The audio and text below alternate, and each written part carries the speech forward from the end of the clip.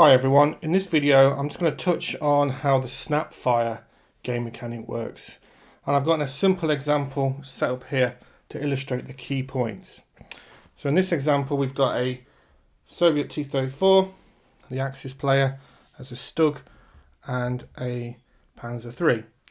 In this example the Axis player has given the Panzer III a Snapfire action, and in our chit pull the Soviet player, it's their turn, they've pulled a Soviet counter, so they're going to move this T-34 down here at the bottom of the screen. And let's suppose the player moves into this hex here, keeping the correct orientation, or could choose to move if they so desired. Let's just say they keep the orientation as is.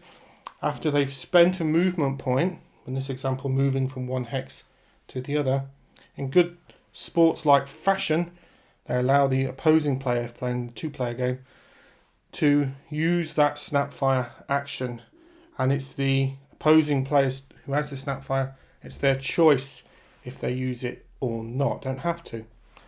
If they do, then they have to get line of sight and normal combat gaming firing mechanics apply, and please check out the video for how the combat works in the game. They don't have to use that Snapfire action. It's entirely their choice. The player, and let's suppose they do not, the player moves again, then again the German Panzer III here can use that Snapfire or not.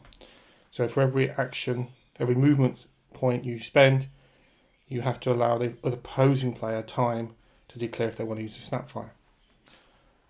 If you just orientate, if you just move within the hex, so you orientate, that is classed as movement. So therefore, the player would be able to use this. The opposing player would be able to use that Snapfire if they so chose. What is really important is the orientation of your counter in the hex. So, for example, in this example here, and let's pick quite an extreme example, we've got a Stug and a Panzer III both with Snapfire. So if the player moves to here, for example, spending movement, the opposing player can decide if they want to use both those two Snapfires or just one. The advantage here for the Axis player with that Stug would be firing into the side of the T-34, whereas the Panzer III would be firing into the front two hexes, side hex here. So it would be advantageous to the Axis player to use the Snapfire from the Stug, and they could use that Snapfire and roll the results as normal combat. What's also important to remember is that this counter is moving.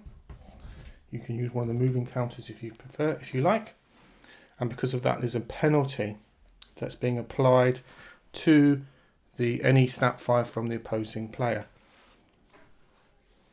In this particular example, it's quite a difficult one for the T-34, because whichever way they move, and I use this example to illustrate the point, whichever way they move, they're going to present their side to the Panzer, to either the Panzer or the Stug. So even if they moved into here, in this example, the Snapfire of that Panzer III would be hitting into the side. So my recommendation in this example is not to move, is to fire. But that makes it a poor example for the Snapfire mechanic. So I just wanted to just touch briefly on how that mechanic works. What it allows the player to do is consciously make the decision that they want to give orders to tanks to react to what the opposing player is doing.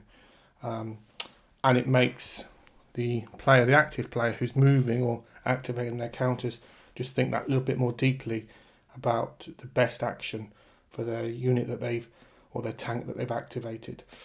And that's it really. Like I said, there are other videos on the combat mechanics, moving mechanics, etc. So please check those out. And thanks for watching as always.